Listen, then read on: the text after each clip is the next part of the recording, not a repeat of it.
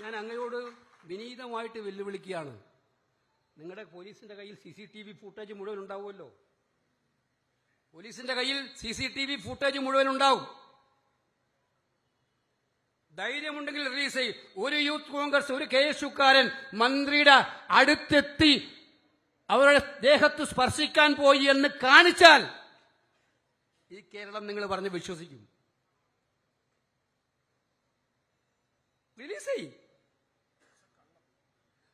വെറും പച്ചക്കള്ളം, ഒരു നുണ 100 വട്ടം പറഞ്ഞാൽ സത്യമാകുമെന്ന് പറഞ്ഞ ഗീബൽസിനെ പോലും തോൽപ്പിക്കുന്ന നുണപ്രചരണം. ഇത് ഇന്നോ ഇന്നലെയോ തുടങ്ങിയതല്ല, കുറെ ദിവസമായി തുടങ്ങി. കാരണം ലക്കുകെട്ട് സമനില തെറ്റിപ്പോയി. ഭരണം ഇനിയും കിട്ടാതിരിക്കുന്ന അവസ്ഥ വന്നാൽ എന്തു പറ്റുമെന്ന് തോന്നുന്ന സാഹചര്യത്തിൽ നിൽക്കുകയാണ്. ഇപ്പൊ പ്രഖ്യാപനങ്ങളോടുള്ള പ്രഖ്യാപനമാണ്. 10 കൊല്ലം പ്രതിപക്ഷ നിര ഒട്ടാകെ നിയമസഭയിൽ ശക്തമായി ആവശ്യപ്പെട്ടു നടത്താത്ത കാര്യം ഇപ്പതാ 4 ദിവസം കഴിഞ്ഞാൽ കെയർടേക്കർ ഗവൺമെന്റായി. 4 അല്ല, ഒരാഴ്ച കഴിഞ്ഞാൽ കെയർടേക്കർ ഗവൺമെന്റായി. ആ ഗവൺമെന്റ് ഇപ്പൊ വളരെ ധൃതിയിലാണ്. ഒരുപാട് കാര്യങ്ങൾ പ്രഖ്യാപിക്കുന്ന ധൃതിയിലാണ്. ഇത് മനസ്സിലാവാത്തവരാണോ കേരളത്തിലെ ജനങ്ങൾ? 10 കൊല്ലം ഭരിച്ചിട്ടും ചെയ്യാത്ത കാര്യം, നിങ്ങൾ സമയത്തിന് ചെയ്യാത്ത ശമ്പള പരിഷ്കരണം ഇന്നലെ പ്രഖ്യാപിച്ചിരിക്കുക. ശമ്പള പരിഷ്കരണം കാണിച്ച് പറഞ്ഞിരിക്കുക 3 മാസം കഴിഞ്ഞിട്ട് റിപ്പോർട്ട് കൊടുക്കണം. 3 മാസം കഴിയുമ്പോൾ ഇവിടെ വരുന്നത് UDFന്റെ ഗവൺമെന്റ് ആണെന്ന് ആർക്കാണ് അറിയാത്തത്? 3 മാസം കഴിഞ്ഞാൽ അപ്പൊ എല്ലാ പണിയും അവർക്കായിക്കോട്ടെ.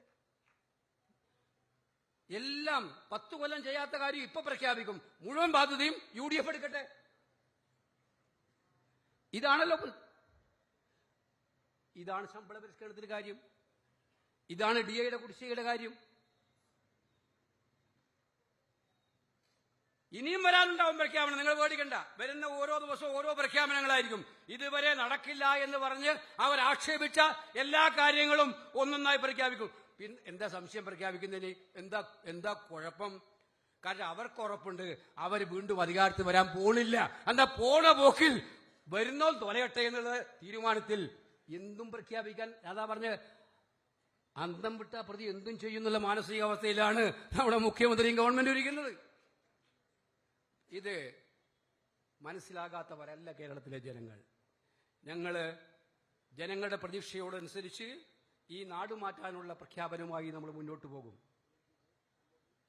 നമുക്കറിയാം, ആരോഗ്യരംഗത്തായാലും വിദ്യാഭ്യാസ രംഗത്തായാലും ടൂറിസം രംഗത്തായാലും ആലപ്പുഴ അടക്കമുള്ള പ്രദേശങ്ങൾ നേരിടുന്ന നിരവധിയായ പ്രശ്നങ്ങളുണ്ട്. നാട് മാറ്റത്തിന് വേണ്ടി ആഗ്രഹിക്കുക.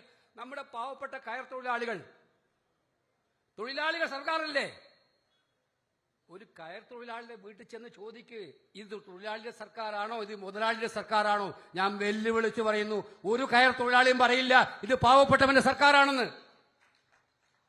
കഞ്ഞിക്കുഴിയിലെയും മുഹമ്മയിലെയും യഥാർത്ഥ കമ്മ്യൂണിസ്റ്റുകാരനോട് ചോദിച്ചാൽ അവൻ പറയില്ല ഇത് കമ്മ്യൂണിസ്റ്റുകാരന്റെ സർക്കാരാണെന്ന്. അവർ ഇതുവരെ കേട്ടിട്ടില്ലാത്ത രീതികളിലൂടെ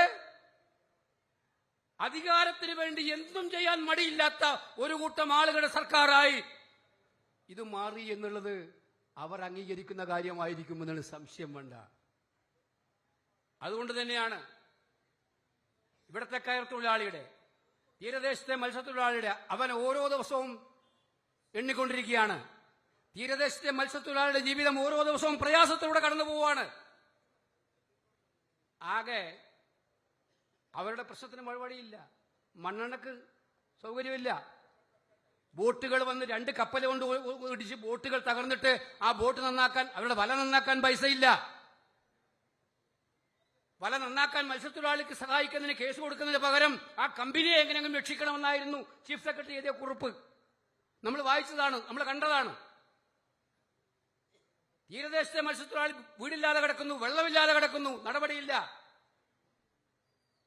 ഇത് ജനങ്ങളെ വെറുപ്പിച്ച സർക്കാരാണ്. ആലപ്പുഴയിലെ ജനങ്ങൾ വലിയ ഒരു മാറ്റത്തിന് ഒരു സംശയവും വേണ്ട. ഇപ്രാവശ്യം പഴയ സ്ഥിതിയല്ല ആലപ്പുഴയില്. ആലപ്പുഴയും ഇപ്രാവശ്യം ചരിത്രം കുറിക്കും എന്നുള്ള കാര്യം സംശയം വേണ്ട. അത് ജനങ്ങൾ അംഗീകരിച്ചിരിക്കുന്ന കാര്യമാണ്. അതുകൊണ്ട് ഞാൻ ദീർഘിപ്പിക്കുന്നില്ല. പ്രിയപ്പെട്ടവരെ, ഈ പോരാട്ടത്തിൽ സത്യത്തിനും നീതിക്കും വേണ്ടിയുള്ള പോരാട്ടത്തിൽ, നാടിന്റെ മുന്നേറ്റത്തിനും വേണ്ടിയുള്ള പോരാട്ടത്തിൽ നമുക്ക് ഒന്നിച്ചു മുന്നോട്ട് പോകണം. ഒരു വിട്ടുവീഴ്ചയുമില്ലാതെ, വിശ്രമമില്ലാതെ വരും ദിവസങ്ങളിലെല്ലാം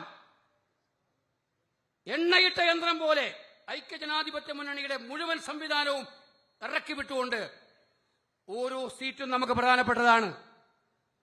അരൂർ മുതൽ ചെങ്ങന്നൂർ വരെയുള്ള ഓരോ സീറ്റും നമുക്ക് പ്രധാനപ്പെട്ടതാണ്.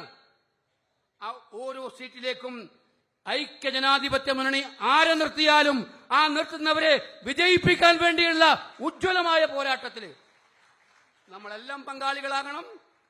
ആ വിട്ടുവീഴ്ച സമരത്തിന് നമുക്ക് ഊർജം പകരുന്ന ഈ ജാഥക്ക്, ആലപ്പുഴയിലെത്തിയ ഈ ജാഥക്കും ജാഥാ നായകൻ സതീശനും ആലപ്പുഴയുടെ ഹൃദ്യമായിട്ടുള്ള അഭിവാദ്യങ്ങൾ അർപ്പിച്ചുകൊണ്ട് ഞാൻ എന്റെ വാക്കുകൾ അവസാനിപ്പിക്കുന്നു. ഇനി നമുക്ക് കാണേണ്ടത് 2 മാസം കഴിഞ്ഞാൽ ഐക്യജനാധിപത്യ മുന്നണിയുടെ സർക്കാർ കേരളത്തിൽ വരിക എന്നുള്ളതാണ്. അതിനു വേണ്ടിയിട്ടുള്ള പോരാട്ടത്തിൽ നമുക്ക് അണിചേരാം. ജയ് ഹിന്ദ്.